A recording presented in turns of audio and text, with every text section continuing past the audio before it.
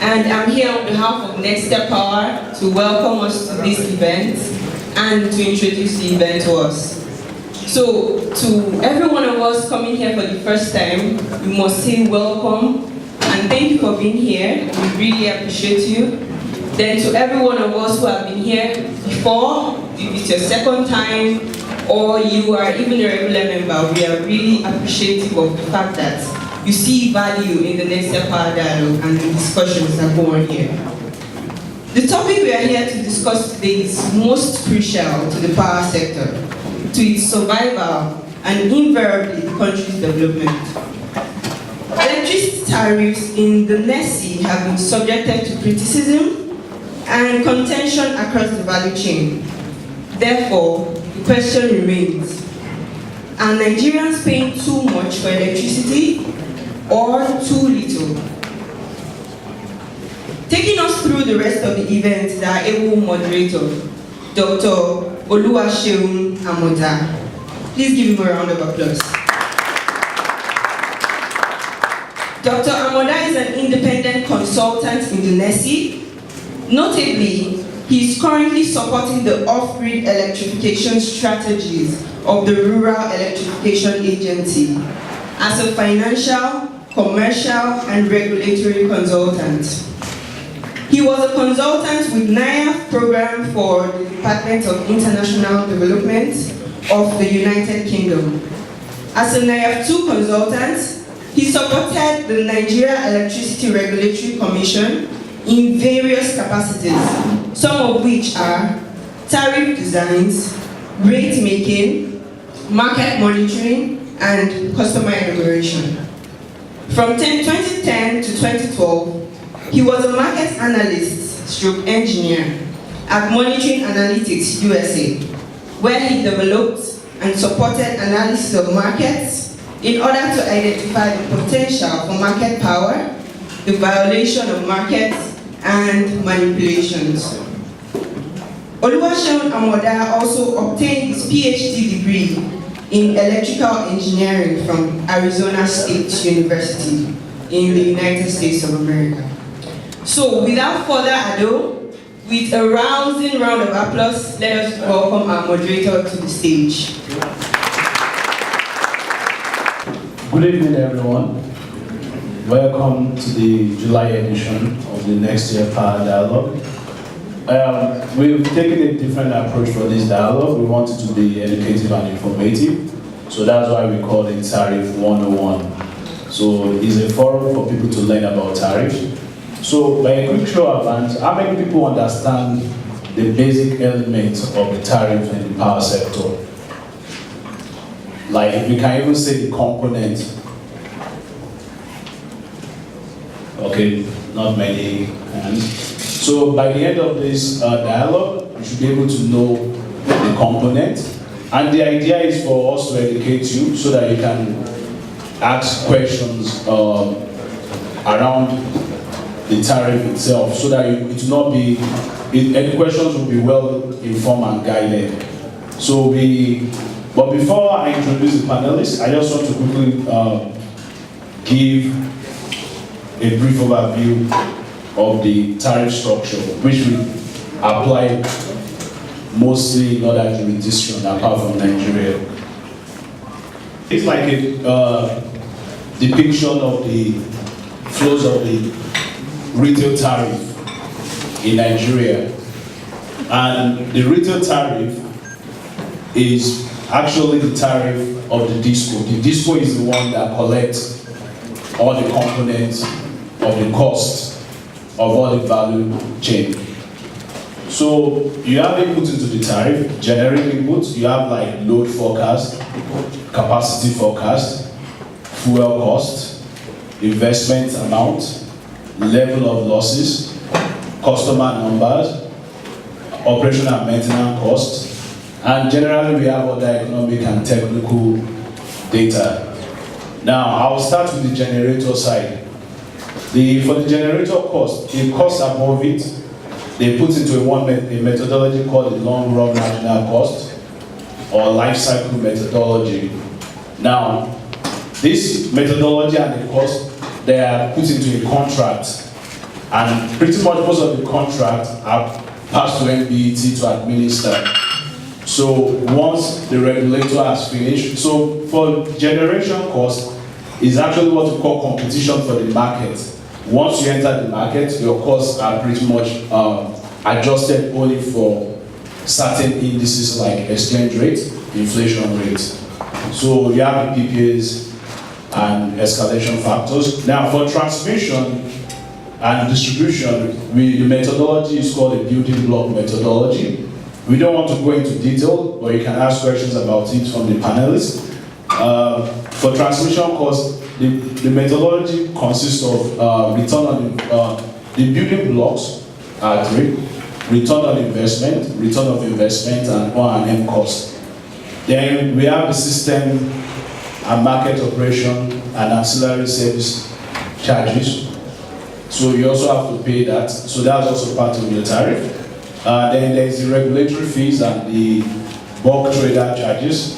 So you also have to pay that. Then there's also the distribution component. Now everything is brought together. Like as you can see, DISCO, NDT, NEC fees, SO and MO transmission generation. So we have what we call as the final retail tariff. So sometimes when you see DISCO saying the tariff is their own portion of the tariff is very small. Yeah, it might be, or depending on the numbers, but you can see they are sharing the tariff with maybe 5 or 6 other entities. So now, when you have this tariff, once you have this cost of these different agencies, DISCOs, MBET, NEC, SO and MO, transmission and generation cost, it gives you what is called the revenue requirement or the total cost of the industry or for that DISCO. Then once you have the total cost, you divide it by the energy received by the DISCO, adjusted for the loss level. The loss level is regulated. NEC, in an agreement, they predetermine the loss level that will be allowed. So even if the DISCO does not increase its losses, they don't put it back in the model. So it is predetermined. So that will give you your average tariff. So imagine, say, the DISCO has a revenue requirement of 80 billion naira. Somebody should help me with my math, and it's going to, estimated in that year, is going to generate 8 billion kilowatt hour. Is that what it's going to receive, and its loss level is say 50%. So what you're going to have is 80 billion divided by 4. So its tariff is going to be 20 naira per kilowatt hour. So you have the naira on top, you have the kilowatt hour below. So that's how you get your naira per kilowatt hour tariff. Now, so you take that average tariff, and what's it called? Because everybody does not pay the same tariff. So there's a process called, in economics, it's called discrimination. Because some people are going to pay more. Why? Instead of some will pay 30 naira, some will pay 10 naira. So it's called tariff discrimination, or there are also some other names for it. So then there's another one called sculpting. Sculpting is pretty much where you don't allow, say, that DISCO to recover the 80 billion naira in that year, and you are moving it to the next year. So you've sculpted the tariff. So once you have the average tariff, you sculpt and you discriminate across the classes. So that's the basic, a quick overview of the way tariff is done. Now it's way, the processes are way more involved than this. But I also want to tell you the tariff is arrived through an open and transparent process. There are methodologies that guide it, and the methodologies are gazetted by the Ministry of Justice, so you can actually, so it's very open. Everything I've explained in the first slide, they have and that the next side of the of the process is what is called the multi-year tariff order, commonly known as the MITO. So MITO is what gives it that life before it was given to the Ministry of Justice to gazette. So if you want more information about it, you can ask any of us after the dialogue, and we'll give you the information. So I would like to introduce my fellow panelists.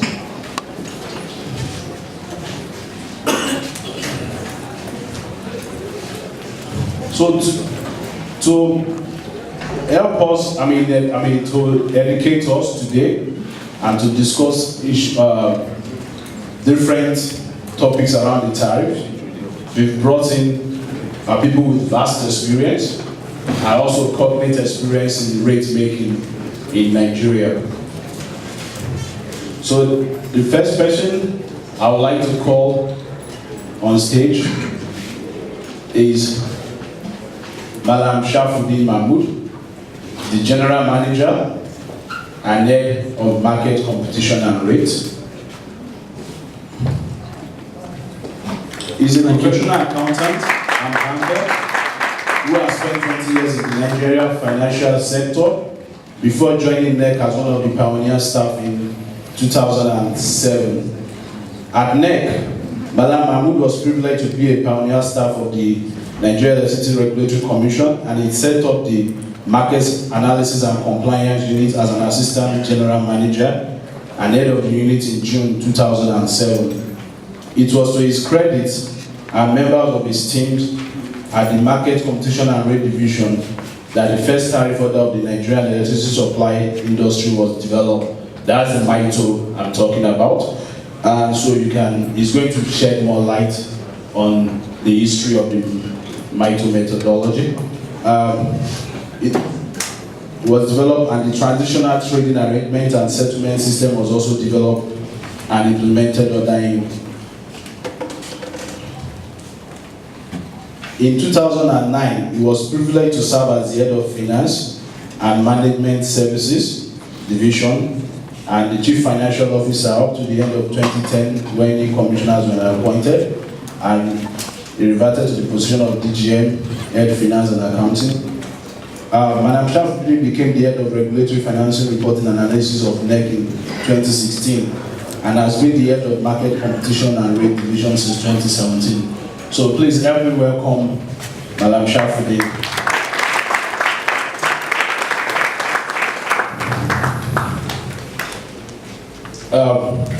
Also with us is a consultant, a senior consultant with vast experience and diverse experience in the power sector.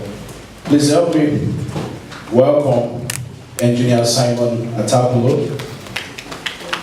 Engineer Atapulo has over 3 years experience in overall power sector policy development, power plant development, economics and engineering, construction operation, maintenance and management, and has extensive experience in power utility business, consulting and advisory services to government, private developers, and businesses in energy policy planning and development, including renewable energy and energy efficiency, new plant build, transmission performance, gas supply improvement strategy, rural electrification strategy plan, and manpower development, and has worked on projects funded by the federal government and donor agencies. Like I said, he has a broad range and diverse set of experience in the sector. And finally, I would like to call on my friend, Engineer Chigo, to come on stage also. Please help me welcome Engineer Chigo. Engineer Chigo is an expert in power system, technical and policy analysis with good technical, financial, modeling, and analytical skills acquired from years of well-structured experience pathway and through the Erasmus Mundus specialized program in economics and management of network industries.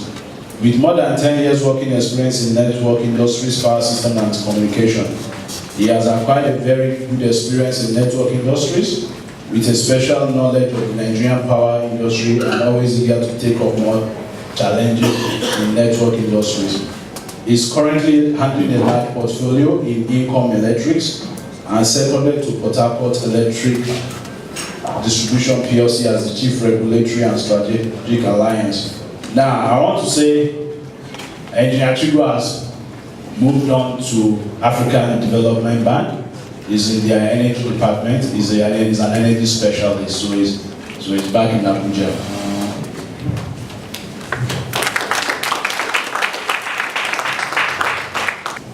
To get the dialogue started, I would like to call on Engineer Simeon to talk about the inception stage of the tariff, the MITO, to give us a historical background of how the MITO came into conception.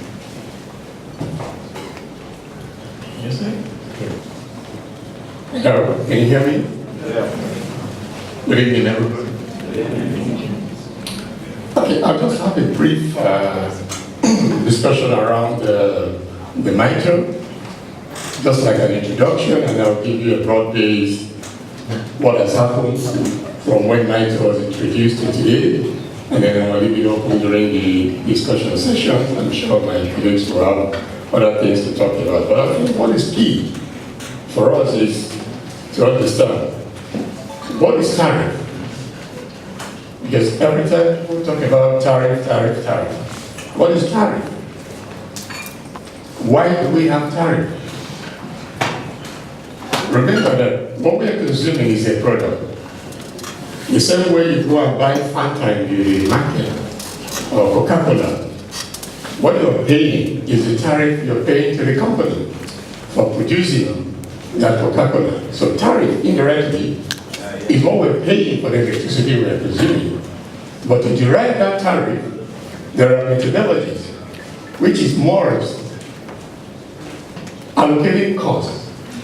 Because not one entity is responsible for the entire delivery of electricity. So there has to be a transparent, open approach to allocating costs to these individual entities that come together to produce the unit of electricity. That's basically what tariff is. And so, before MITO, there has always been tariff. So actually, MITO is not really tariff, it's just a methodology. It's a system, it's an approach. Like I said, prior to 2007, 2008, in the days of PXN and NEPA, people were paying for electricity. How was that derived? It was purely to accommodate for operation and maintenance costs, because government was a pioneer person in the power sector. Now the reform came and transitioned to a private market, in which case government alone is no longer responsible. There are private developers coming in. You want to sell the power plant. You want to give these investors some kind of confidence on how to proceed to invest. Of course, everybody going to the investment wants to make money, and he wants to be assured of a return on investment. And that's how MITO came. MITO is supposed to be a 15-year guarantee of a consistent flow of revenue that is clearly defined. So any investor coming knows that over the next 15 years, there is a clear path of a trajectory, we call it, that will allow him to recover his investment. And remember, most of these PPAs, they were being signed for 10 years, 15 years, 20 years later, the licenses were moved to 20 years. So in doing that, the whole idea was to give the investors the confidence that over the next 15 years, there is a trajectory of tariff, and tariff translates to revenue. So that's the history. So from 2007, 2008, I think around June, MITO was introduced as a stepping stone to the reform.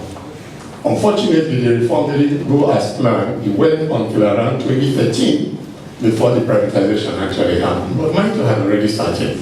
But how effective was it? It's a subject for the discussion. Now, as MITO proceeded and privatization came, what happened? By 2012, there was a stalemate. Remember, the concept of the MITO then had a lot of subsidy component, which never operated. And for that reason, there was a big distortion in the market. And that distortion carried forward into 2013 when privatization came. Hence, that short period of the interim rule where some accommodations were made before MITO 2.0 came in sometime in 2012 and progressed, you all know the story. MITO 2.0, MITO 2.1, MITO 2.1 modified, and then it ended up in MITO 2015, which never became operational until 2016. Is it really operating? That's a subject of discussion. I'm happy the expert is here.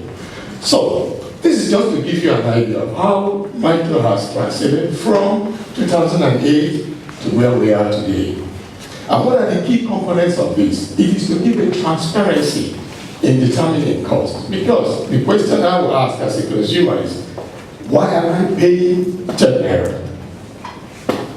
So, the onus is on the regulator, or who is determining the tariff, to show a transparent way of allocating costs to the components.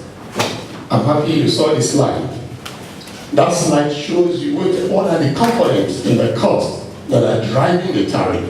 How has the regulator been able to allocate this cost in a very transparent, competitive manner? That is the key to the MITRE. Remember, the MITRE is an incentive-based regulation of tariff. Indirectly, it's not only looking at your cost, it's looking at also your efficiency. How well are you able to transform what you have in a much more efficient manner and allows you to recover those benefits that come from efficiency. But again, we know that the backbone of the MITRE is the reviews, because there's no plan. You and I know no plan goes according to plan.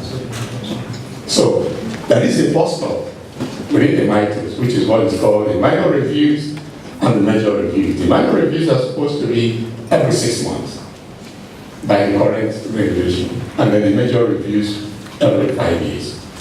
How well has this been carried out is a subject of the performance of MITRE.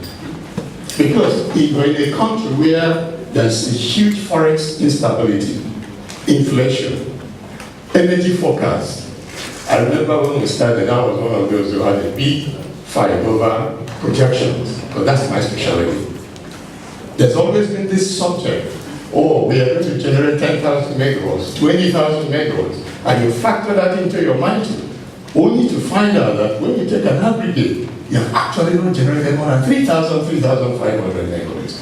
Now, if you don't have a review process that allows you to factor those changes, that's where we end up with what they're calling everywhere now, tariff shortfalls. And I can read out to you, today we are struggling with close to 400 to 500 billion every year on shortfalls that are coming out of tariff irregularity. That's huge for a market that is still unstable. So it is because of these issues about the MITRE that I believe in the course of the discussion there will be some probably ways to migrate around some of the issues who I've mentioned. Now, if you go further, there is always this question around is the MITRE methodology right? I've had that discussion around. I tell you, there's nothing wrong with MITRE methodology. Nothing. It is the application of the things I just talked about. The MITRE has a very clear approach to determining cost, generation cost. It's a basket. Like the moderator said, it's a complex basket arrangement. But again, remember, they are looking at what is the marginal cost of a particular set of generation that has the least or best efficiency model. So that's what is used to compute what the generation cost should be. It shouldn't be exceeding that, it should be going lower. If you reduce that, that's where the efficiency of benefit comes in the MITRE. So for me, there's nothing wrong with the MITRE. What is wrong is how we apply the MITRE and how rigid. For example, in the last 3 years, well, let me be more specific, in the last 2 years, I'm not sure we've had any successful reviews of the MITRE. It's been going up and coming down, going up and coming down. A lot of inconsistencies. So it's not really the methodology, it's the application. So we need to go back. And again, there's a question keep coming up. How do we move forward? The key component of the success of the power sector is a commercial tariff. We can't run away from that. Therefore, the PSRP, which I represent strongly, it's a program set up by government to try and reset the sector. The key component of the reset is a MITO.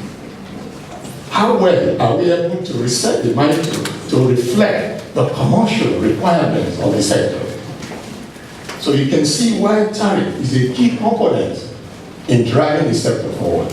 So if we reset correctly, if we do the right things and do the right cost allocations and cost management, then we are ready to start. But beyond that, how do we manage transition from government to commercial? Because you can set the best commercial arrangements, and yet you are not able to manage the policy transition, then we have a challenge. So how do we sustain this tariff? We need to look at it practically. How do we manage policy and regulation?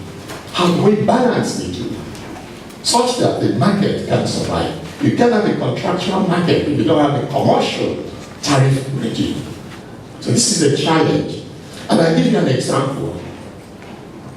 I've done an analysis of some of these, and the major part of the collections in most of the distribution companies fall in what they call the R2 residential customers and the C1 commercial customers, people who do all the hard work.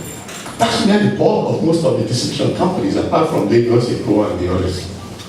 This is where the high fall default is, and this is where the management of the tariff is more difficult.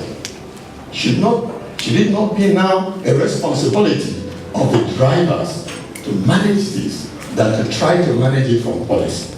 So these are the challenges that distribution companies, generating companies, the regulator is facing. How do we manage this? But that's not removing the responsibility of the distribution companies from doing what we call the revenue management cycle system.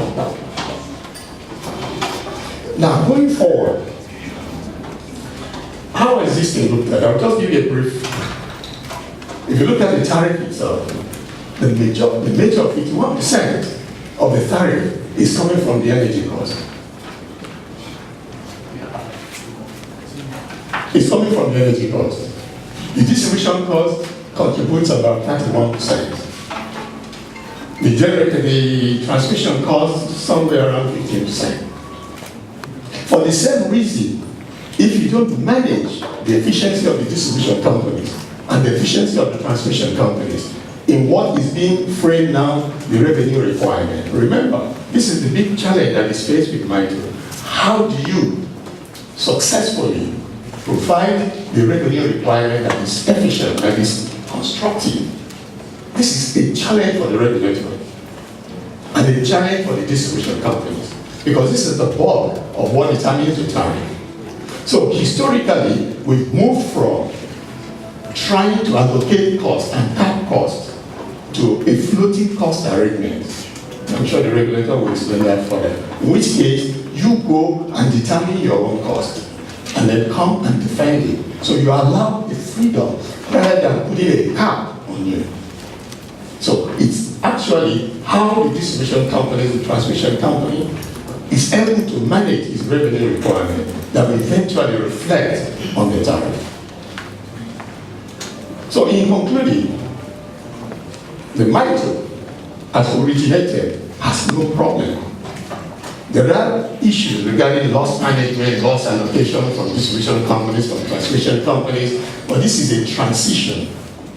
But the key challenge will be, how best do you utilize the MITO in determining the right tariff?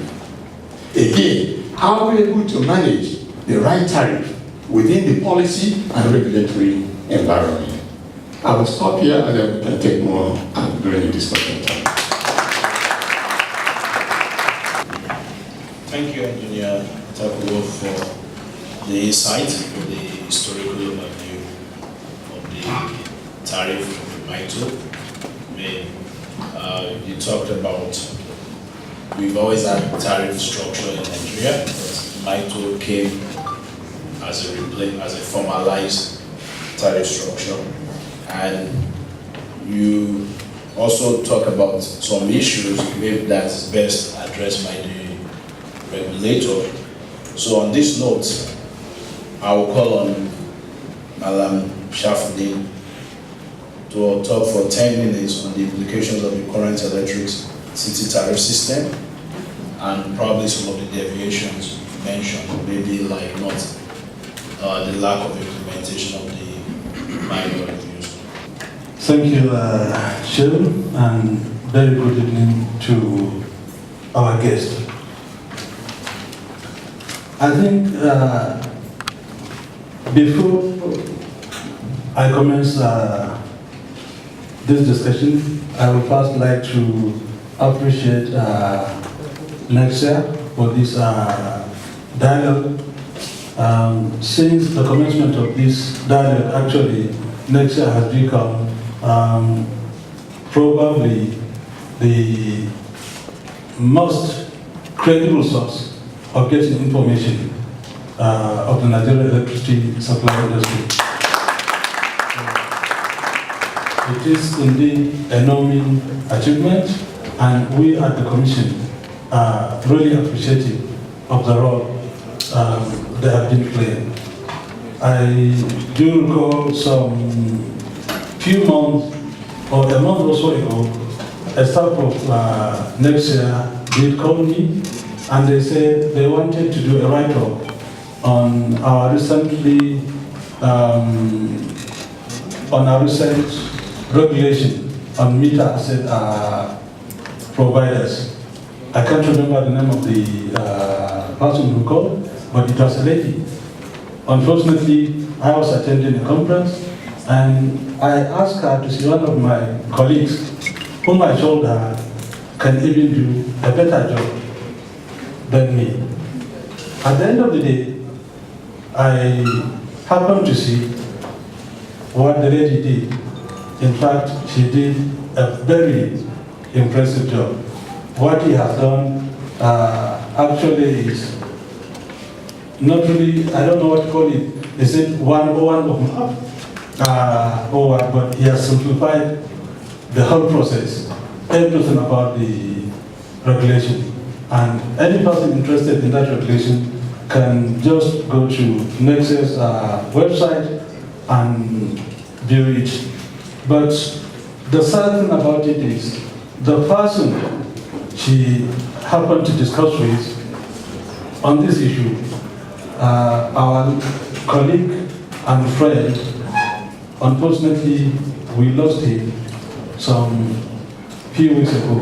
That's Shuaibu Abubakar, a great gentleman, a fantastic professional. Unfortunately, we lost Shuaibu. So I want all of us to please put Shuaibu and his young family in prayer.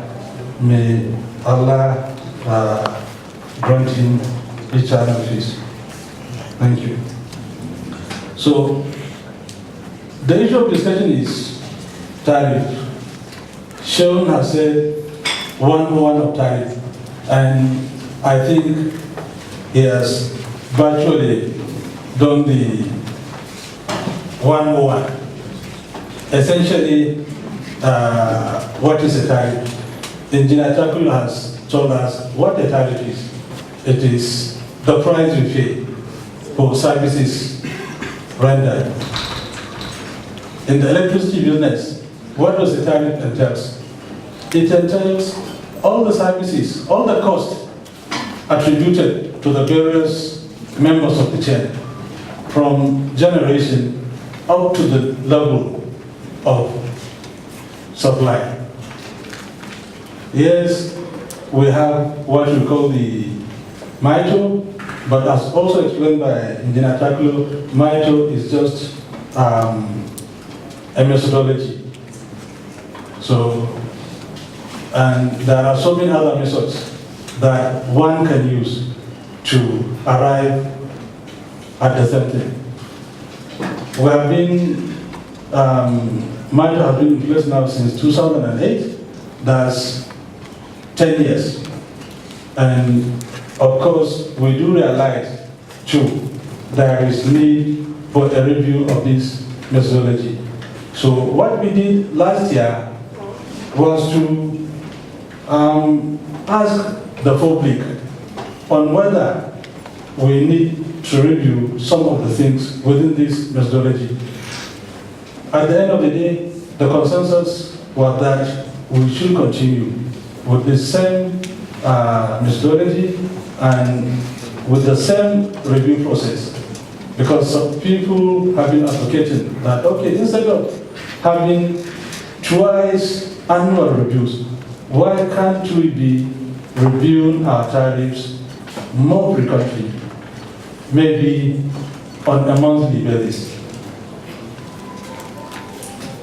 The reason why they said that has been because of this, because of the foreign exchange implication. We tend to have almost persistent, consistent fluctuation in foreign exchange. Last year, almost on a monthly basis, you find that the exchange rate will change. So some of the players have the opinion that, okay, since a lot of the things are tied to foreign exchange, why can't you be reviewing this tariff on a monthly basis? So at the end of the day, the response of the general public was that we should continue what we have, because there is also a need for stability. If every month you are going to be changing the price of electricity, it won't allow for planning, especially for our industries, and that will have a great impact on the economy. After all, at the end of the day, no one loses a kobo, because at the end of the review period, or during every review period, whatever is lost is computed, and every party within the term is paid its due. But then, going forward, what is the intention? This is something we have discussed before. Yes, we do accept the budget of the public that we should continue with the methodology. But can't we have certain additional things that will make it more effective, that will make it to be perceived as more transparent? And that's the way we are going now, going forward. And what we did is create a new template that we call the Performance Improvement Plan template. Before, as Sean mentioned, was it Sean or Engineer Chappie, we used to have a camp for the discourse. Now, we are telling them, take this template, go and then come back to us, tell us what you intend to do. You will have a particular energy, a particular volume of energy will be available to you based on the national plan. And you all are entitled to a particular percentage of the total national capacity that is projected to be generated. So if you have 11%, let's say, of 10,000 megawatts, how are you going to distribute it within your franchise area? What are the investments that you need to do? How will you be able, or how much are you going to spend in the course of these investments? Aside investment in carpets, in transmission lines, what are you in distribution lines? What are you going to do also in terms of improving your customer response? What are you going to do in terms of improving health and safety concerns? And all this, you are going to do it in consultation with the public. You have to come and prove to us that you have consulted with their customers and they have a buy-in in this process. So if you are able to do that, when you come to us, we'll also sit and review not only the process, but of course, all the costs associated with it. We will ensure that whatever cost is accepted at the end of the day is something that is prudent, and it is something also that is competitively, or that will be competitively procured. So that is on the disco side.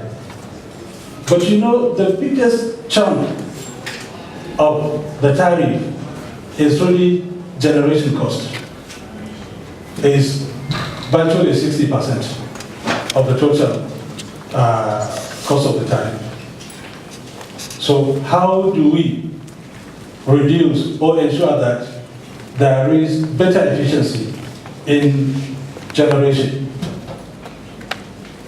What happens currently is that most of the generations we have, aside what exists on the successful GenCos, generation that is contracted based on unsolicited bids.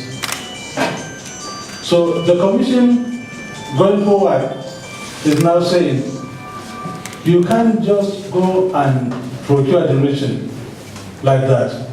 It has to be based on a competitive procurement process. It has to be based on the least cost plan. So we must ensure that whatever generation we are adding to the grid is something that we can be able to say is transparently procured and it is done at the least cost. So hopefully through that process we can also be able to bring down the tariff. Another major cost is that of transmission. That's the transmission use of system. That too is a cause of concern because most of these are government contracts and we all know the issues of government contracts, even though now we have the Public Procurement Act. But going forward, even for the transmission, we are insisting that a process must be put in place that will make procurement of additional transmission capacity competitive. We have already started. If some of you read the papers this week, there are also an advert, or there are adverts in Daily Trust, I think, this day by the transmission company of Nigeria seeking for GenCos that can be able to provide ancillary services based on a competitive process. So we hope through that we can be able to also drive down the price of transmission. So in brief, these are the intentions of the Commission, and these are things that, yes, we have started, but it may take time for us to see their impact. Thank you so much.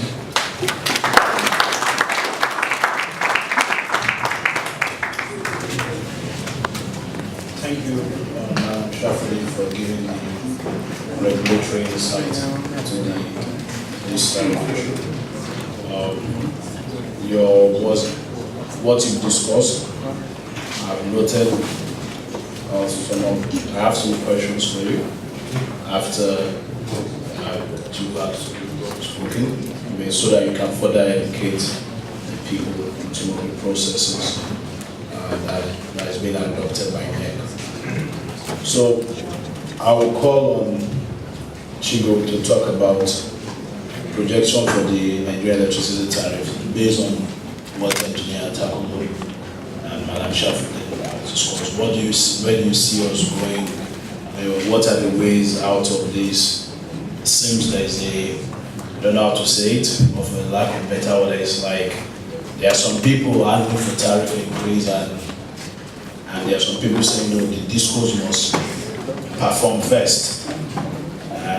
And the discos are also saying I cannot perform if I don't get a tariff increase, so it becomes a classical chicken and egg situation.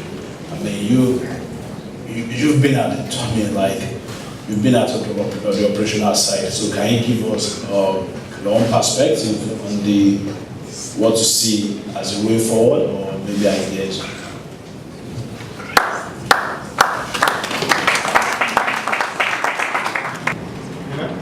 Can you hear me? All right, good evening. My name is Chigo. I don't know what Sharon said earlier about I work with AFDB now. The last time I checked by 4 p.m. I was still working with AFDB. Two caveats here. Whatever I'm going to say here is my own view and not the view of the bank. So apparently I'm responsible for whatever I'm going to say here, and I'll be happy if you're responsible for whatever you hear. The second caveat is that all my life I've been fed by the discourse in my career. So the chances that I will be tilted towards the discourse is very high. So you're going to forgive me for my skewed perspective, and I'm also going to forgive you for understanding and forgiving me as well. It looked like a lecture. Everybody was having a face. I wanted to raise everybody's spirit. Somehow Sean and every other person is asking me to prefer a solution that everybody in this room has not been able to prefer. Maybe if I do it, I should earn some accolades. Let's see how we go. So apparently, I think they've summarized most of the things here that needed to be said. What is tariff? How can tariff be easily understood by the people who actually pay this bill? Now, when you make them to understand it, it becomes also easy for you to source for solutions there, because it becomes a crowdsourcing process. So that is what we will try to do today, and you're going to help us to do that. I will summarize what Engineer Takula and Elder Shafudin has said, that my elder fathers in the sector, so we're learning from them. But there are basically 3 things you need to consider when you're designing tariff. And if you consider those things very carefully, you should not be able to create a monster that spirals out of control. And those things are, when you want to take tariff, you want to check, how do you pay the people providing the services? How are you going to pay Gencos? How are you going to pay transmission? How are you going to pay distribution? Once you find a clear methodology of paying them, record it, and do it properly, investors will know that there is a clear path of how they're going to get their money, and they will come in. But when those things are murky, it's almost impossible for them to do. But like Engineer Takulu said, these were clearly done, these are clearly defined, you can find it out there. So I can say in terms of design, things were properly done. And in that remuneration process, you can take either of the two. Engineer Takulu mentioned one of them, which is incentive-based mechanism or cost-based. Usually in a system where you don't have a lot of database, you incentivize people to do the right thing. So you do a carrot and stick mechanism. And that was what Mito is. You reduce your losses, you earn more money. You increase your losses, your money disappears. So it is in your best interest to do the right thing. And when you design such things, it's like a negotiation system. When you're having a negotiation with someone else, you want to find out what is in there for that person. What will the person benefit from there? And then what is your own benefit? And it has to be a win-win situation. So in our own system, we took the incentive-based mechanism, which is there are a lot of losses. You cannot transfer these losses to people. You want to reduce it. And when you reduce it, there is money for you along the line. And we know all businessmen understand one language, money. So the second thing is you want to look at what is now the structure to take care of this tariff. So when you say this is how I'm going to remunerate you, how do you transfer it to people? The way you're going to transfer it to people is to structure the tariff. So the question will be, do Do I have it energy and fixed? Do I have it all energy? Do I have it all fixed? Most times you want to find out what is the balance mechanism to do that. I would like to make it more of a lecture, but it's important for you to know that there is a minimum amount of money an investor needs to get that gives him confidence. However, there is also a minimum amount of services you need to offer to people before they pay you. When you merge these two together, you should be fine. But sometimes what you want to do is to design the minimum amount the investor wants to make to be clear. Then set trap for him in the minimum service he needs to perform in such a way that he will be pursuing the services while he's pursuing the money as well. Where you do not design these to converge together, you lose the essence. And I will explain it in the next 5 minutes. Then you need to know how do you, in this structure, if you have a fixed tariff and an energy tariff, if it is 10 naira, how do you allocate it? Do you put 2 naira in fixed, 8 naira in energy? Do you put 4 naira in fixed, 6 naira in energy? The way you balance it is very important. Because no matter what happens, once somebody builds a line, whether there is energy flowing on it or not, you need to pay the person some money because the person borrowed from the bank. So if you delete some parts of the system in a proverbial throwing away of the baby and the bathwater, then what happens is that you face consequences that spiral out of control, and then people start shouting that liquidity is their problem. So if you understand these 3 things, which is the choice of remuneration process, the definition of the structure, and how you allocate these services, obviously you satisfy the 2 approaches you want, 2 things that are requirements of a tariff. And that is the tariff must give people a reasonable amount of returns. If not, nobody can invest in it. However, that tariff must be very transparent. If not, people will not pay. And the tariff will give the right economic signal. Having been in the sector, I've seen some faces of investors here, whom I know. Once there is money somewhere, they will come by themselves. They come like a vulture. However, you need to give them the carcass for them to come.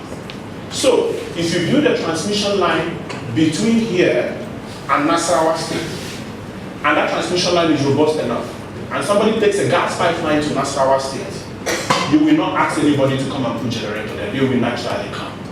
But the only reason why they will come is when they're sure they will get their money.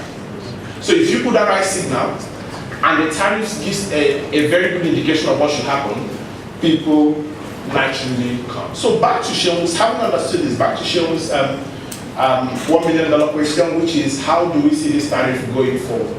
I think NEC has done quite a lot recently. In terms of methodology, the MITRE methodology is perfect. The MITRE methodology works for us. If you want to adopt the other methodology, you will require a lot of information. And by default, Africans don't give you information. That is why we have folk stories. We didn't write it down. And because we do not give you information, our information resides with the herbalist, we need to give you an incentive not to be a herbalist. So, incentive-based mechanism still works, and it works perfectly well. However, how did you populate the factors that are giving you crunching out these numbers?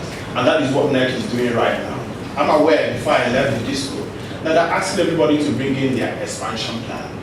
This will enable them to have the right apex, benchmark the right OPEX, and that gives birth to what we call the cost reflective tariff. Right now, if you even add the exchange rate and everything the way it is, the tariff in the MITRE is not cost reflective. Because the amount of investment required to make the sector be what you want it to be is not what is in the market. What you want in OPEX is not the best. NEC has been making a lot of effort in the last, even from inception, since I know that it's been a big problem and they've been solving it inch by inch. So the first thing first that needs to be gotten right for you to project the tariff is to get your data very right. You need to know what and what that needs to be done. Studies needs to be done. The next thing becomes the finance part of it. There has to be financial solutions. Everybody knows very well that exchange rate is a big problem. The MITRE methodology, the way it hedges against changing currency is what we call index. So let me use 1 minute to explain that. Whenever the value of the currency you use for input is different from the value of the currency for collecting money, you will always have a way of translation. You collect your money in naira, you buy transformers in dollars. So that means there has to also be solutions to make sure that either the people that will buy the transformers will borrow in local currency, or the government will incentivize transformer manufacturers to come here, or they will help my big brothers in Aba to do original cables, and then things work normally. If you still want people to go to Korea, to go to Germany, to buy these things in naira, in dollars, and collect their money in naira, even if you change tariff every week, it's obviously not going to solve the problem. So financial solutions needs to be done, and this needs to be carefully done. And then the next thing is that you must ensure that there is a lot of transparency in regulatory process. Tariff is additive. You know, if tariff is 10 naira, it should be clearly stated that 6 naira is for generation, 1 naira is for services, 3 naira is for disco. Once a disco knows that his money is 3 naira, it doesn't matter. If you like, put mark, it does not matter. If you like, put eligible customer, his money is still the 3 naira. It doesn't matter. So once you design these processes properly and make it transparent and additive, basically these things should work. The final thing we need to understand here is that transplantation of policies is one of the things that kills me. Direct Xerox, sew my cap the way you sew the Emeka own. Emeka's cap head and your own is not the same shape, and then you look like a monster. So most probably you need to follow your own thing. It has to be our solution by us, for us. And when we go out there and copy some solutions, transplant them directly without transplanting the policies, then you create more problems than the ones that were existing. And then you see this goes being demonized more than the, okay, I don't want to mention, being demonized more than the other ones, the people that are always demonized. These are things that need to be done. And to do this, there is only one word that I need to say, and it is stakeholder collaboration. There has to be stakeholder collaboration. NEC has started it by calling TCN and Discos to sit down one time to do what they call interface problems. Give me energy where I want to sell energy. If I have a shop in ShopRite, and I have a shop in one small street that they open new, and I say I need 1,000 bottles of Coke in ShopRite, and 10 bottles in that small area, and you swap it, the implication is that I will never give you your money. If you like, call God. There is no way, even God himself knows how to give it. So it is also important that you take the right thing where, and that is being solved by the interface. And there are quite a lot of collaborations, and that is happening. That is rule number one. And the next collaboration will be on the disco side. There is Rural Electrification Agency, there is the Ministry of Finance. These people have projects that are being done. Like other Shafudin said, we know that these things are federal government projects. But you also need to go and lobby them and talk to them, make sure that the projects push them in your favor. When you're negotiating with somebody whom all the result of the negotiation favors that person, it is in your best interest to pamper the person. So it's also important that my disco brothers goes out, have a desk in their office dedicated to RAA, have a desk dedicated to TCN, sit down, collaborate with them, negotiate with them, make sure that project stays in the place it will go. So stakeholder collaboration is key. Once you understand that, we sit down and factor a financial solution that works for us. Once we get that, we make sure that our data that we're putting there is right. We tell ourselves the truth. Once we do that, I think it will work. And if this works, I think I will deserve some accolade. For your candid opinion, speaking with candor about the issues in the electricity sector bordering on tariffs. Now, as we know, the title of this dialogue is Electricity Tariffs 101. I'm very sure the panelists, they've used some terminologies that might have ended up confusing people. Hearing performance improvement plan, we said performance-based regulation. So what I'm going to do now is to ask them some basic questions that will further educate the audience on certain processes in the tariff.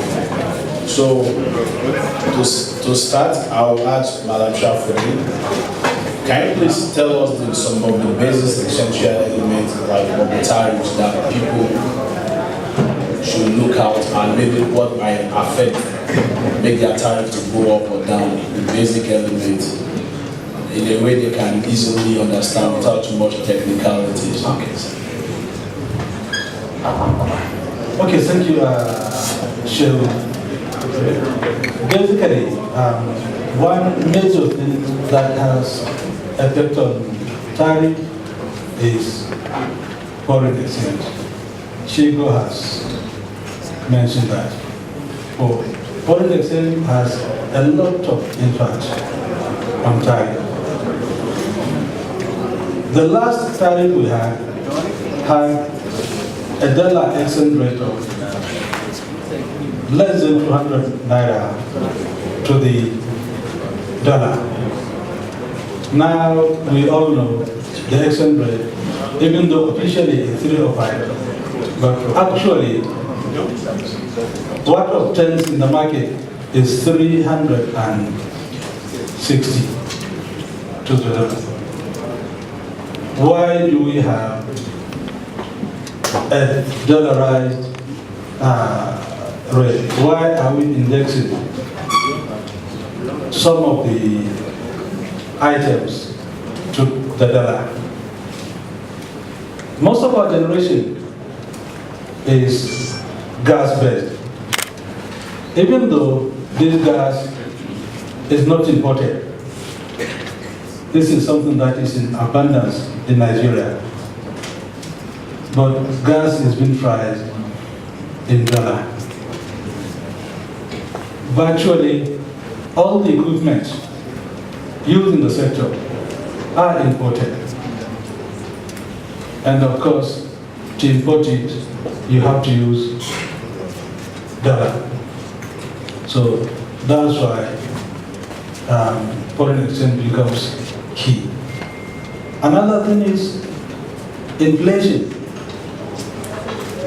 Of course, inflation has, within the last year, been going down. But prior to that time, 2016 has seen a higher inflation rate compared to 2015. Another thing that impacts on the tariff also is the generation capacity, the available generation. You do a tariff, you project that you are going to have 10,000 megawatts available for distribution this year. All of a sudden, you only get 4,000. Just like, I think Engineer Traku and Chugo did mention the fact that there are fixed costs. So if you are going to spread the cost of generation on this fixed cost, it becomes cheaper if you have higher volume of generation. But the lesser the generation, the more expensive it becomes for everyone. So these are issues that impact on the tariff, and these are issues to a large extent that are beyond our control. But what are we doing also to resolve some of the challenges posed by these issues? Take, for example, the foreign exchange. We have for long been advocating for a special rate of exchange for power. We have been discussing this with the Ministry of Power. We have had cause to discuss it with the Central Bank of Nigeria, but unfortunately, we haven't been able to make a success out of it. we do know that there are certain sectors of the economy that are getting some preferential exchange rate. I'm yet to comprehend why those really making these economic decisions are unable to see the importance of giving such a concession. But we are not deterred. We will continue to advocate for that. Thank you. Thank you, sir, for the insight. I mean, as he has said, you mentioned foreign exchange, inflation, generation capacity. Most of these variables are out of the generation regulators' control. They are called exogenous variables. So it also shows the importance of policy making, because sometimes when you don't make policy proactively, now you tend to do stuff. I don't know was it, but you still come in. There's been a lot of bailout. I don't know whether the right word is bailout for the sector. There was a 213 billion naira. There was a 71 billion. I mean, there's a current 71 billion naira being supported by the CBN. Maybe if there was a design ab initio before we even enter, like he has rightly said, the cost of generation seems to be a lot. When I started in the sector, the average cost of generation was like 9 naira. Now it's about 20 naira within the space of like 4 years. I mean, so the question is, before we allow this cost to increase, will people be able to respond? So like Chigo said, there needs to be more of collaboration, and I will advocate for interagency collaboration. Ministry of Finance, CBN, Ministry of Justice, I mean, even in terms of law enforcement. But to make progress, I would like to ask Chigo a question about utility costs. We were talking, you know, in my diagram, I talked about disco costs, transmission costs. Now, how are these costs determined? I mean, how are they, okay, like, can I just put any cost for the benefit of the audience? Like, so for instance now, if I can do with a, what's it called, 100 MVA transformer, I mean, what are the process or checks and mechanism to stop me from installing a 200 MVA transformer just to make a reasonable return on it? I mean, instead of, you know, the more expensive the transformer, the more you get in terms of returns. Can you please explain to the audience? Okay, thank you. In regulation, okay, before I go to that, let me go a bit to what Professor Fidin said, which is you have a system of dollarized economy. My former CEO is here. I mean, he gave me most of the education, and it's having me what he did for a long time when he was in the earlier sector. The issue of inflation, the issue of generation being available. In natural systems of any utility where you do not have control of any factor, you don't want to artificially try to control it. Trying to go acquire dollar from CBN could lead to people doing a bit of tripping that you cannot control. See, if I'm in CBN, I will give you that money. Who says if I give you $305 that you are going to buy transformer? Who says that you will not declare that the 70 transformer you're buying, meanwhile you're buying 9? And who even said that when you buy the transformer, you won't go and sell it again? So why will I do that? Chigo. So just a moment, let me go to that. So in that case, you want to have a proper way of controlling that cost. And that is by setting up something like a fund. Now the time Mbet was trying to do that, where people can depend and buy those things, and those funds are controlled to acquire things in that value. However, going to what he says, if you know that this is how these funds are controlled, you want to be very sure of the cost you're going to spend because you want to be specific. How do they determine this cost? There are basically two costs for a disco. There is a capex cost, which is the cost you invest and you recover it over a very long period of time. The reason is because the equipment you put in stays for a very long time. You cannot put a transformer that will last for 20 years.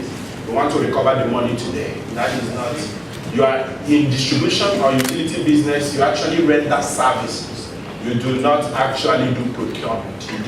You render services. There is also operational cost, which is the money you use to run day to day. In terms of capital cost, NEC is doing that process now. They ask you to do something like your expansion plan.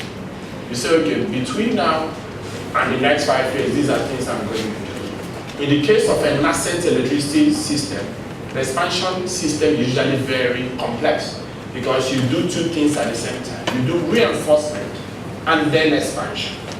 Reinforcement in that you want to change cables that are old and other things and expand places that have gone very big.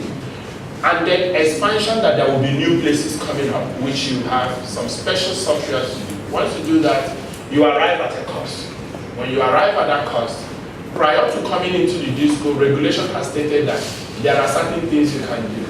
There is a fixed return on this money. So whether you like, because you are not competing with anybody at the utilities, only you. Abuja DISCO is Abuja. So because you are not competing with anybody, the money you will get in return is always regulated. That is why it's called regulation.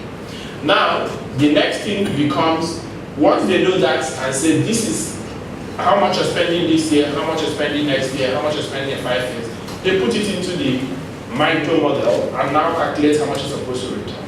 In terms of operation, they can use any system. One of them is what they call benchmarking. They look at an efficient operational utilities all over the world. I say a utility of this size in India that is doing very well usually spend so amount of money to operate every year. So if you want to be efficient like that is the amount of money you should spend. But okay, let's put some things in perspective for you. In India, they don't usually hang tortoise with red socks on their pole. So they hang it in Nigeria, so you can't disconnect people's pole when you go there. So let's add that cost as extra 3%. You know, they do some of the, which is exactly what I said. Just know your own system, and design the system to be like yours. And then that becomes the operational cost. Then once they get that cost, they do what Engineer Shafudin called stakeholder engagement. They call people, and that is where people like you should come to criticize those costs. Once we agree, it is put in there. So tariff is not something people pluck out of the back of their pocket. Tariff is not only something that people use to recover money. It's also very, very economic because the cheaper your tariff, the more people come into your country to produce at a cheaper price. So tariff is very sensitive, and the processes must be transparent. It must be calculated. And is that being done now? I would say yes. Are we doing it very fast? I don't know what you consider fast. So for now, I think it works. Thank you. To make progress in the topic, can you please quickly explain? I mean, there's this issue about the vulnerable in the society. I mean, and also one of the things about tariff design, when you're principle, it must be poor. I mean, like you must make like. I'm not going to exception for certain people, like, you know, we keep talking about cost reflective, but everybody cannot pay the cost reflective tariff. So my question goes to us, like, does this tariff in any way, I mean, you've been part of the design and everything at the initial stage, does the tariff in any way support the vulnerable in the society and broader national goals of electrifying everywhere? Like, does it have mechanisms? Yes, I would say it has. If you look at the Act is very specific. The EPSA is very specific on how to deal with the, what we call the life support group. But the question you will be asking is that what should be done now? Does it not require a review? Because if you look at, there is a fixed life cycle load tariff that's been calculated by NEC on the basis of the extra, and that came to around 4 naira, if I remember correctly, and that's what is still being used across the country today. The question is it still valid?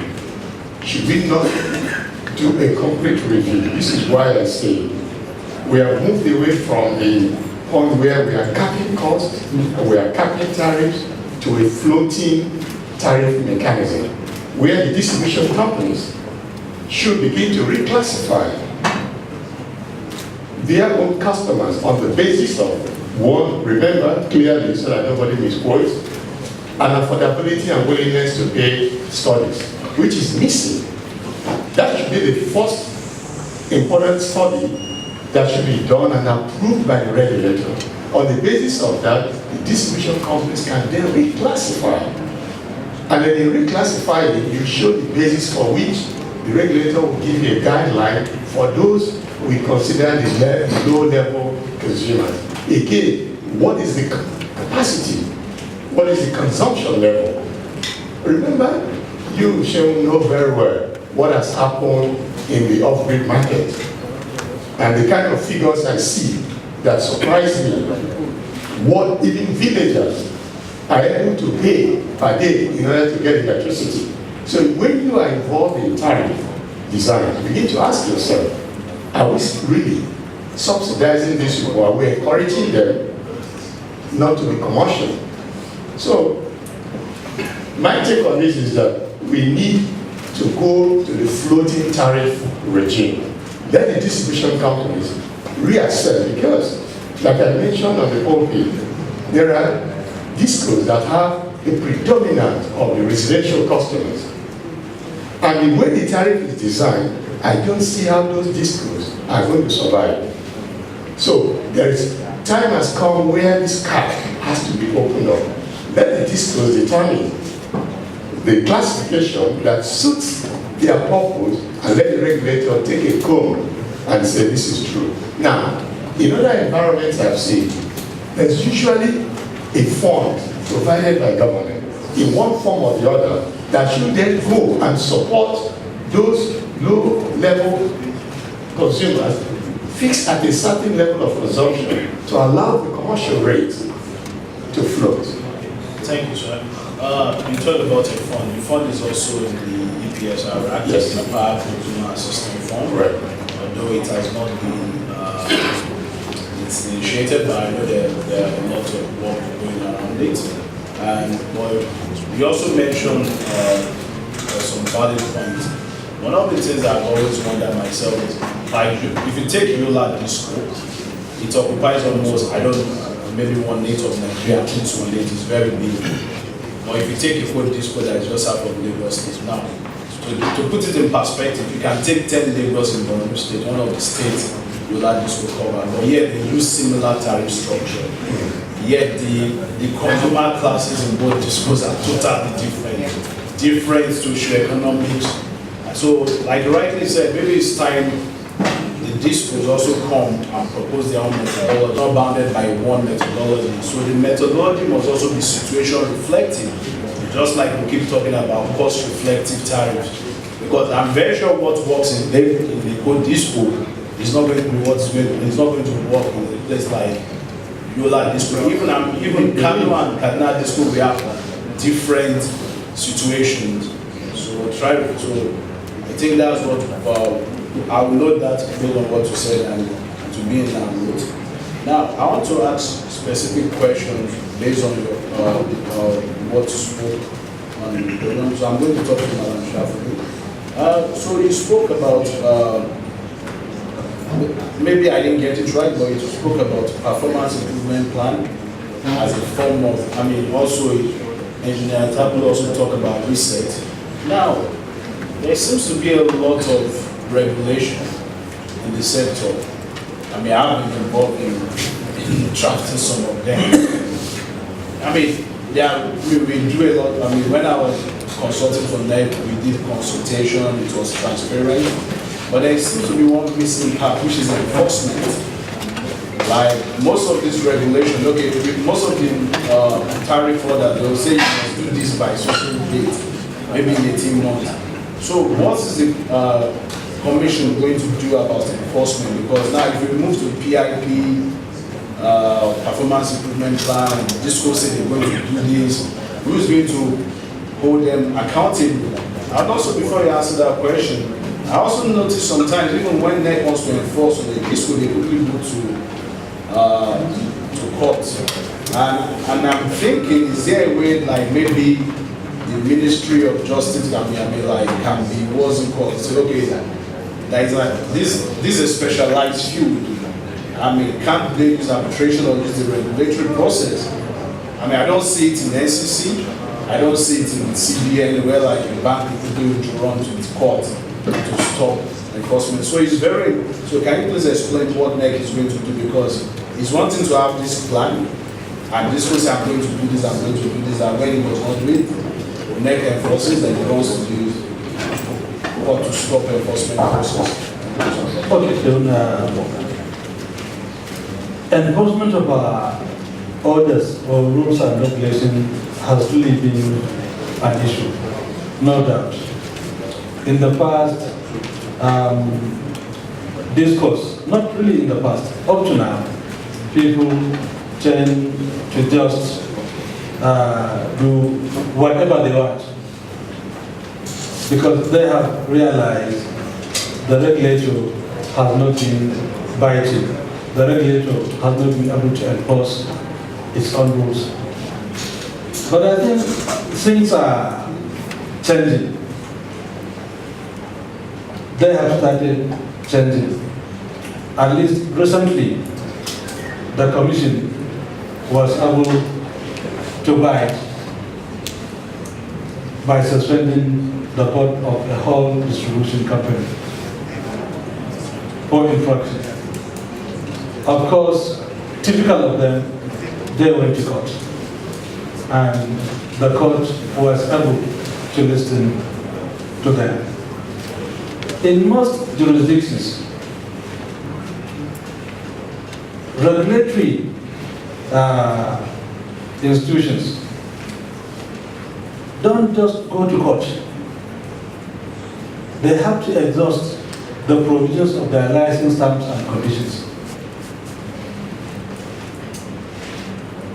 But in Nigeria, it seems we operate on a different rule. As you mentioned, what are we doing on this? We have read this issue a number of times with the Minister of Justice. We have read it with the judiciary itself. If we can recall, in the past, we had some cases that were instituted not only by discourse, by even customers.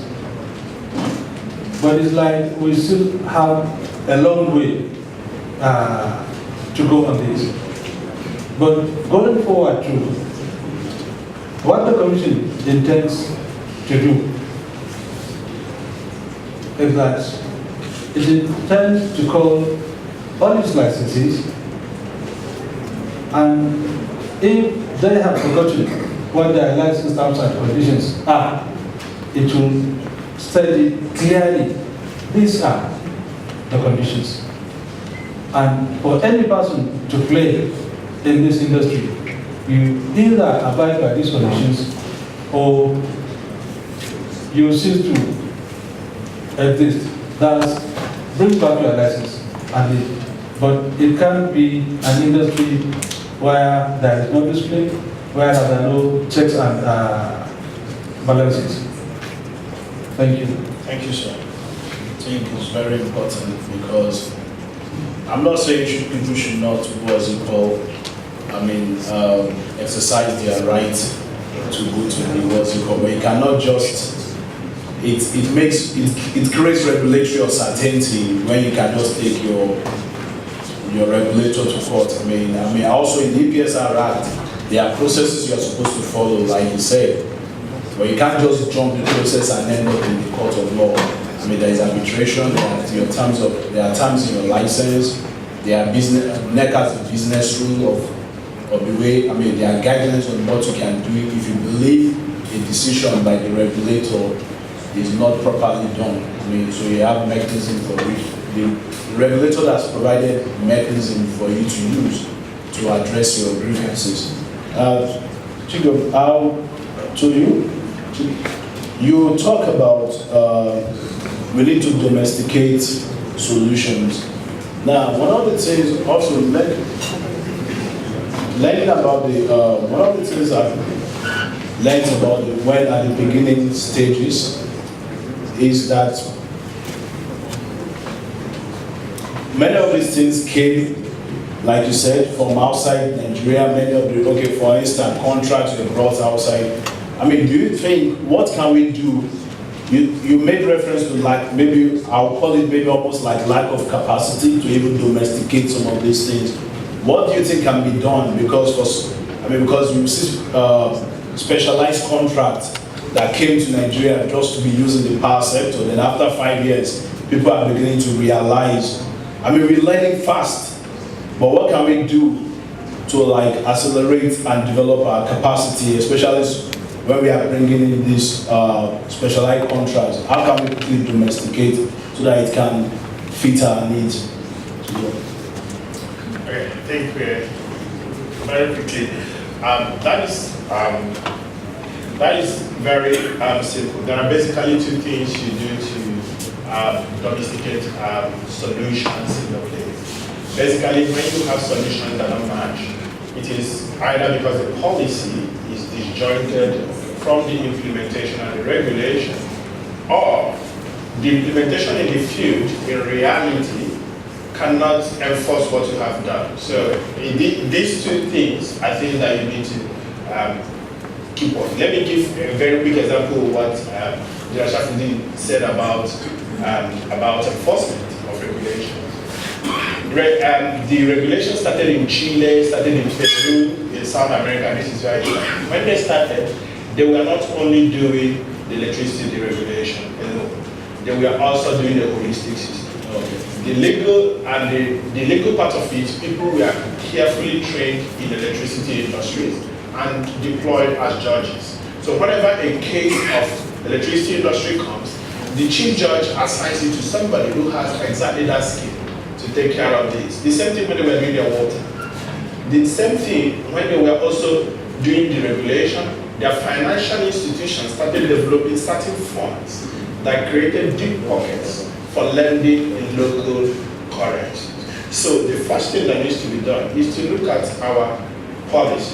If we can amend them, we do. If we cannot, then we design the regulations to go with the policies. This is one of them. The second thing is the same thing which I said before, collaborations in terms of people working in the sector. There are quite a lot of people who have worked in the sector for a long time, who are retired, who understand the system. There is a need to bring them back into learning and processes and special institutions set up to educate people in this. And then the third thing is inter-sector collaboration. In Nigeria, you see Ministry of Petroleum, and then you see Ministry of Power. Ministry of Petroleum controls gas and does their own thing. Ministry of Power controls power system and does their own thing. Then when you want to draw value chain, you start from gas. The Ministry of Water Resources, nobody ever remembers that they control dams. So somehow, there has to be, in other countries we've seen this work, they started with Ministry of Energy. If you do not want to have Ministry of Energy, have an inter-ministerial relationship that takes care of common issues that affect one or two ministries. So I think some of these things have been in place, and some people have been. It's just that the ability to also follow through in some of the solutions we start. We start some solutions, we stop in the middle, we start another thing, and then we never complete anything. So a careful, concerted effort of a multifaceted issue, following it in that manner should be able to get us from the point we are now to somewhere there. Thank you very much. So you in your discussion, you talk about the reset. Can you quickly help us talk about one or 2 points that the reset will do? I mean, not elaborate, just like maybe to address some of these issues in terms of discipline, even coordination among different agencies. How is the reset going to address those critical issues? Okay, I'll just take 1 minute because I think we need to get the audience. Like I mentioned in the brief presentation, the research, it's an opportunity. It's like saying, let's go back, let's forget the things we've been doing in the past that were bad. Let us draw the line and move forward and begin to do the right things. So indirectly, most of the things we are saying here centers around the revenue requirements. and the performance improvement plans. And the two key sectors that are responsible for these are the transmission and the distribution. And so what the research is trying to do is try and bring these people back to what the regulated asset base means. So DISCOs will go and do a PIP, or what we call the performance plan. They will rebase their tariff. So they're going to do a tariff application. The same thing happens with transmission. But the most important component of it is where we're back again. The elements in the PIP requires a performance improvement benchmarking. So if you say in 5 years, I'm going to spend £1 billion to do this, the regulator should on the basis of that set out a benchmarking performance guideline that allows it to do, for example, a quarterly review of your performance to ensure that that element of your work is being managed. So that if in 1 year you're not meeting your performance requirement, then the regulator has the power to punish you, or to retract you, or not to approve any further tariff improvement. So this is an opportunity. That's what the research is about. Yeah. Thank you very much, sir. Now we will now go to the audience to ask questions. Request you. Next time, please look at it's 25 minutes to 8. People have spoken like the pastors at the pulpit to us for almost 2 hours, and you just give us 1 minute now, and I don't know what you let us tell you now. Second, there is no consumer in that bench. Tariff, the people that pay tariff are consumers. Ask NEC, when Dr. Sam Amadi was in NEC, they tried to form consumer protection unit in the electricity sector. DISCOs met, and that thing was frustrated. Now, when you talk about tariff, these transformers they are talking about that they buy, that foreign exchange comes about, how many have the DISCOs bought since they came into being? These cables you're talking about, how many have they bought since they came into being? You're talking of performance improvement plan. NEC representative is here. There's what they call customer service standard of performance for distribution companies. How have they enforced that? The idea of people in Abuja, sitting in Abuja, to discuss policies in the field that people in the villages suffer on, I don't think is the proper thing. I remember in 2015, NEC, they said they were doing a review, but there's no consumer protection review in the electricity sector. There was no performance review in the electricity sector. Why must we be talking about tariff review without performance review? They came to Owerri in their guidelines for tariff review. For instance, they said you must go to 2 major towns in the state where you want to conduct consultation. In Imo State, they did it only in 2 hotels in Owerri town. And there was no consumer invited. The people that fill the hall were staff of EEDC across Imo State. I heard of it and mobilized people. When they saw us, they didn't want us to talk. The regulation says they should publish the report, they should publish the consultation paper 2 weeks and put it in the newspapers for people to read. None was done. Yet they came and said they were doing tariff review. We wrote NEC, no reply came till today. Now, section 14(2)(c) of the Constitution says the participation of the people in their government shall be ensured. Section 24(d) says it is the duty of the citizen to contribute to the development and advancement of the community where he resides. Where consumers are cleverly shut out in discussions on electricity is not the best. After all, Section 2H of Consumer Protection Council Act of 1992 recommended that consumer protection associations should be encouraged to be formed. So if you're discussing tariff review, what is it based on?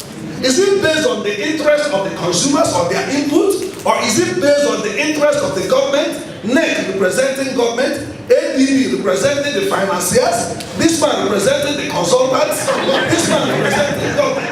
We are the citizens of this country.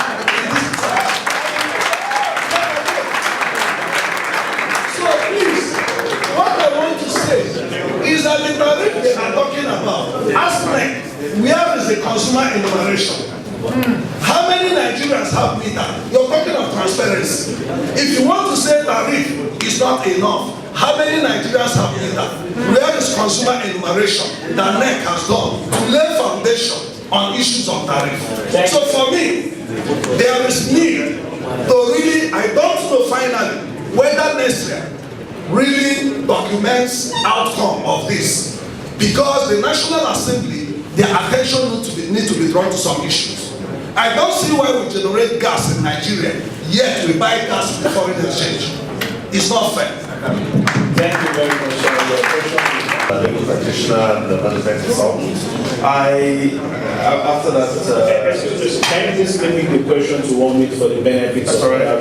That's fine. Actually, I will align myself with the comments of the gentleman over there. I've been to about 2 or 3 of these sessions, and I think the format, there was a deviation in the format tonight. I hope you know that. My comment, I'm going to keep it short now because of the time. There are 2 practical issues I would like to make some recommendations on. One is the issue of the forex fluctuations that we have to capture in your planning.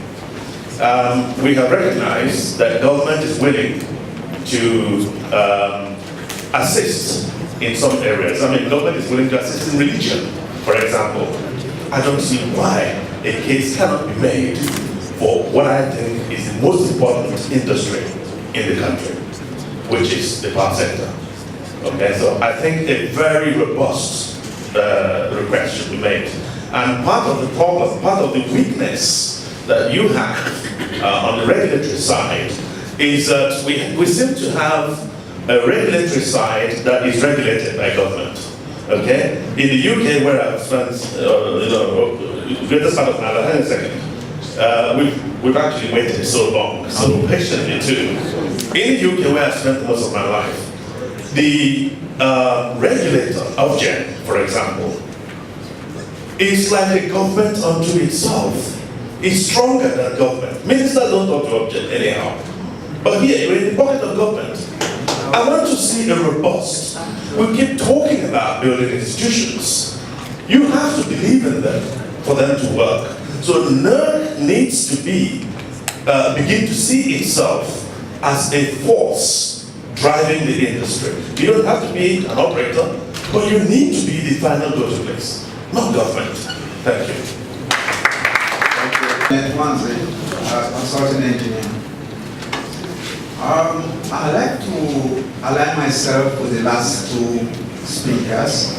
I must confess that I'm very much frustrated with the discourse. If you look at the entire value chain, right from the time of the reform,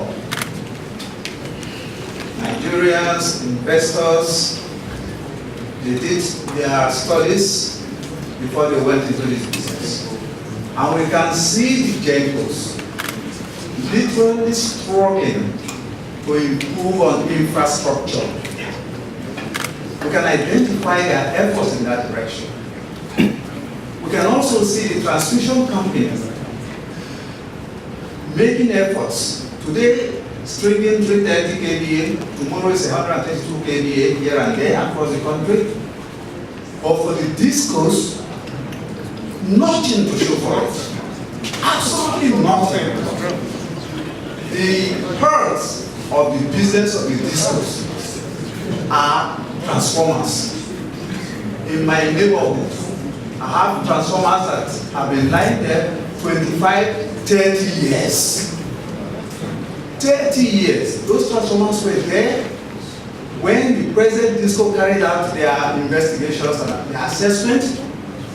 And today they are now crying wolf.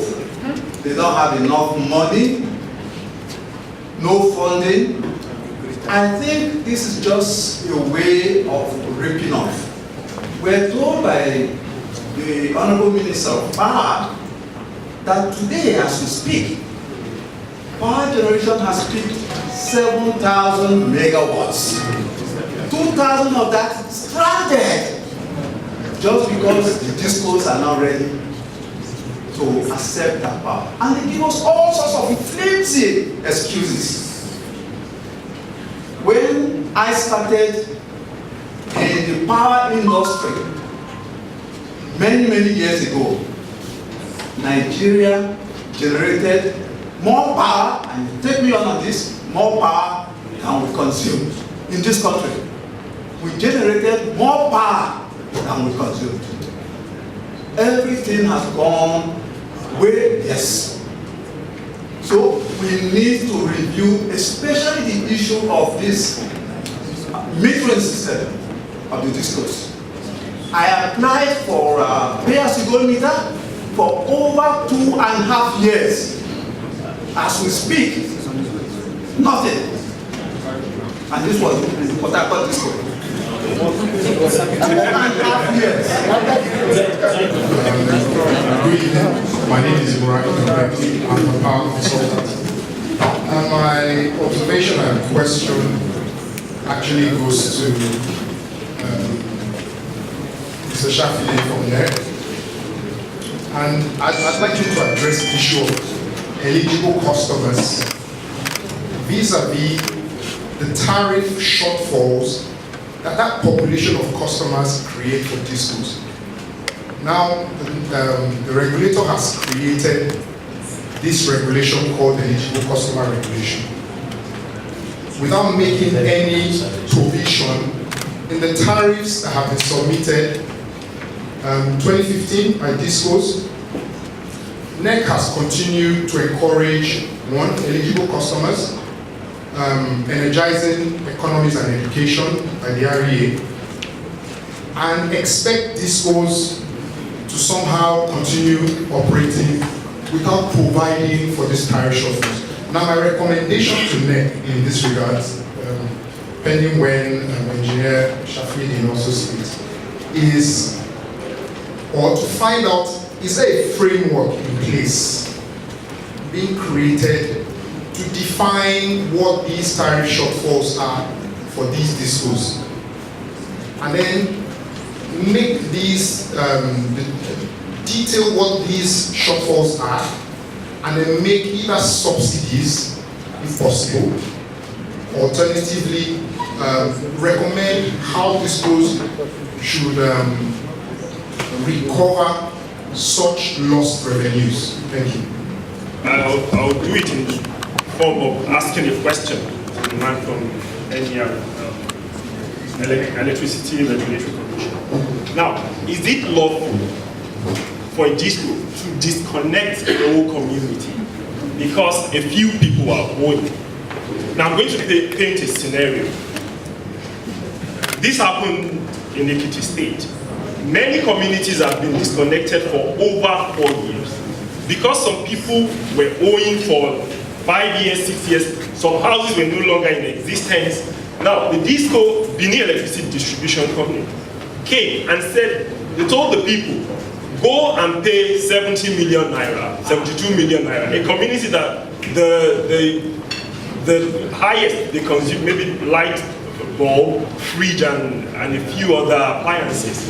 And they said, go and rake this money together and bring it to us. Some people are not owing, many people are not owing. Hospitals, schools, and they disconnected them for 4 years, saying, unless you bring this money in bulk, we will not reconnect. They took their meters, they took the transformer, they removed the cables, and that happened for 4 years. I'm from Ekiti State, and unfortunately, I'm from one of those communities. I needed to procure solar, this thing for my parents, other family members. Now, my question is, we took it up. I took it up with JDPC, Justice Department for Peace and Commission. We wrote to your commission. In fairness, you responded, and I think it's like for 1 year now, and nothing has been done. They said they were going to call Benin Electricity and call us. Nothing has been done. They've eliminated almost like 40% of the people in Ekiti State just because they don't contribute so much to tariff. None of those communities, no household has a meter over there. I'm telling you, you can take me up on that. And this is very, very, very wrong. When I came to your commission, I was told, sorry, 1 second. maybe I just have this opportunity to say this in public. When I came to your commission, I was told this is very unlawful, that we should write. And we wrote. It's 1.5 years now. Nothing has been done. And the status quo remains. Please, I don't know how you can help or how you can shed more light on this. I want to clarify an issue that's been raised. The Nextier Power Dialogue is a place where people with common interests, which is definitely the electricity power sector, come and meet. I mean, people represent the organization, but this is not a platform for them to make decisions for their organization. So we also have to be fair to them so that we can keep getting them here. For instance, we are not talking about tariff review. What we're talking about is education. Educating people about the tariff. That's why we call it Tariff 101. Maybe there will be Tariff 202, issues around tariff in other dialogues.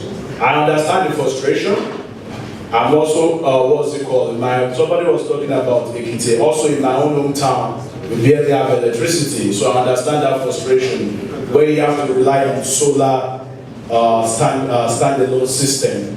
So we are not trying to discount that frustration, but for us to learn about tariff, that's the main for this particular dialogue. But now the questions are going to be, I and the panelists, we're going to try to answer the question posed. So I might not get the name right, but for Comrade Okuri talked about alluded maybe NEC has not been following processes or consumers have not been carried along. So I'll let Madam Shafuddin address that question. Okay, thank you, Cheryl. Before I address it, I would like to chip a word or two on what you mentioned. This, I believe, is an avenue for all of us that have a passion for this industry to come and discuss on how we can be able to move it forward. I have been here a number of times. I believe this will be my third proposed appearance here. And I must confess, some sour experiences. Because even though this is an opportunity for people to come and ventilate whatever they have, but it should also be done in a responsible way. We shouldn't just make allegations on things. Yes. So we shouldn't just make allegations. And there are instances where I stood here and someone was almost very insulting. And I told myself, why should I be here again? Should I be here again? Yes, I am representing an institution. But for the fact that I am representing that institution, I am also an electricity customer. I don't get anything different from whatever other person gets. So I think we should also be fair to whoever is here. On the issue of NEC not doing its stakeholder engagements as per process, I don't know. I have never seen that. I know whatever NEC does, we try to do it in accordance with the rules and our regulations. Someone has stated we went to Oweri and hold something in 2 places in the same hotel, whatever. There is no rule under next regulation that says if you are going to do a stakeholder consultation, you have to go to every state. We don't have that rule. That is important. We don't have that rule. There is nothing that says you have to go to every state. There is nothing that says you have to go to 2 cities in a state. There is no rule. There is no rule. It says you conduct. But there is nothing like a specification as to the number of states that you have to cover. What do? We try to cover Nigeria based on geopolitical zones and locations of discourse. That is what we try to do. We have 11 discourse. And if we have anything that has to do with them, we go to states covered by this discourse. We can go to one state and we try to place adverts in newspapers, radio houses, and TV. We have registered consumer associations, and whenever we're doing this, we send them letters. We send out letters to universities, to polytechnics, to market associations, to all sorts of professionals. There are instances where you go to a place, after doing all this, you find an empty hall. It's in our character as Nigerians. Unless people believe there is some benefit that they will get, they hardly go to such things. So I think we should be fair to ourselves on this. I don't know if I can also answer the question on BEDC. That's unfortunate. I am personally aware of that issue. But unfortunately, I'm not in a position now to tell you exactly why we are on it.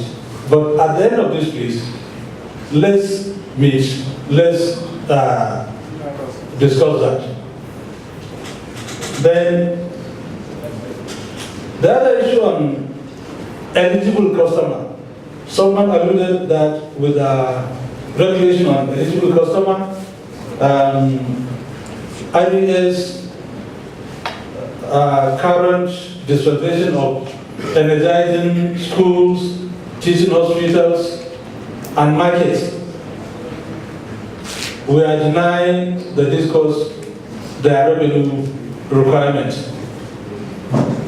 You see, if we tell Nigerians here that look, the government now has decided that they are going to provide electricity to all our universities, to all our major markets, to all our major teaching hospitals, I believe Nigerians will help the government.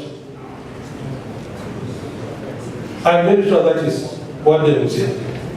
Because these institutions, the universities, the teaching hospitals, the markets, most of them are underserved. I'm not saying they are not served. Yes, they have electricity connection. We all have our sons and daughters in the universities. They always complain they don't have lights. The teaching hospitals, the same thing. So what the government is doing is to say, okay, let us go and provide a solution to this so that these institutions can have electricity 24/7. Yes, by doing that, you have taken them away from the discourse. You can say the discourse will lose a revenue. But the Act provides for this. That's the eligible customer transaction. And it is left for the discourse to come and prove to us that they are losing revenue.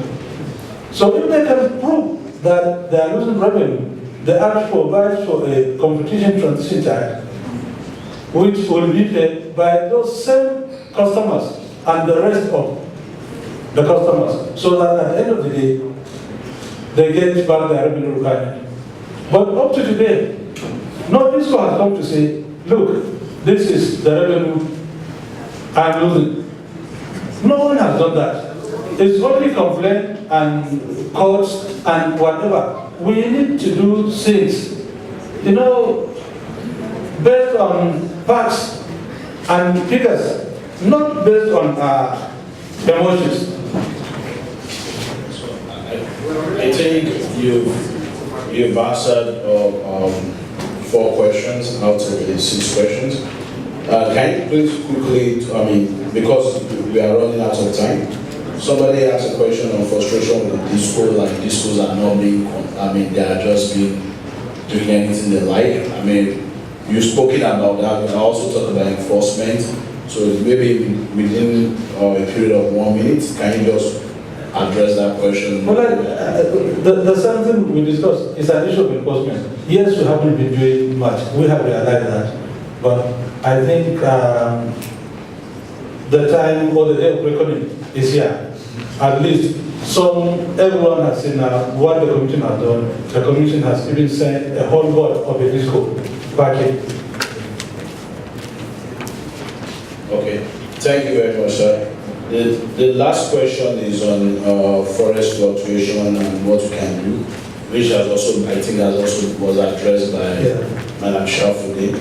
So I will come to a close at this point. Thanks to the audience for participating. I want to reiterate, the purpose of this particular dialogue is to be educative and informative about tariff, so that people can ask the right set of questions around tariff. That's why we brought in these panelists. Sometimes when we ask people to come here because of fear of being, or being taken upon, especially on a contentious issue like tariff. It's the most discussed topic. Everybody has their own idea, and people. And I can also say it's a vexatious topic. I myself have been at the receiving side of the tariff debacle, so I do understand people's frustration. But this forum is made for us to educate the citizens about the tariff, and there are other ways to address our to complain, and there are mechanisms to address these grievances. I also want to say something. NEC has a functioning consumer affairs unit, and in all the discos across the nation, they have customer forums, centers, and they have zonal offices that these grievances can be taken to. And like Mr. Shafuddin told somebody, if these offices are not working or they are not doing their job, they should be reported. An email should be sent to NEC, and they will address the issues. Thanks for coming. We appreciate your presence here. Good evening, ladies and gentlemen. My name is Aisha Tuberu. On behalf of Nextier, I'm pleased to give the closing remarks for this edition of the Power Dialogue. I would like to especially thank the audience, the panelists, and Makoto Foundation, and Sandralia Hotel for this space and the food they provided. The road to the power sector we want is a dark and long one. But seeing all of you here today is a sign that we are making progress. We are not where we used to be 5 years ago, and that's also a sign that we are making progress. I came here today believing that tariff issues were caused by consumers were solely responsible for tariff issues. But apparently, the government still has a lot of work to really evaluate what the cost of power is. The monthly Nextier Power Dialogue started in July 2016 and has evolved to become a platform for policy advocacy and business opportunities, thanks to our distinguished guests. Nextier understands the crippling challenges of the power sector and is therefore working towards ensuring that the dialogue goes beyond presenting ideas for solution to ensuring that the promises made on this platform are kept and solutions presented are implemented. Without further ado, the next dialogue would hold on the 15th of August, and more information will be sent to you in due course. Please look out for the Nigerian Electricity Hub newsletter that shares the recent happenings in the sector. We still have more refreshments in the back, so please stay with us, network, let's have a drink, and thank you. Good night.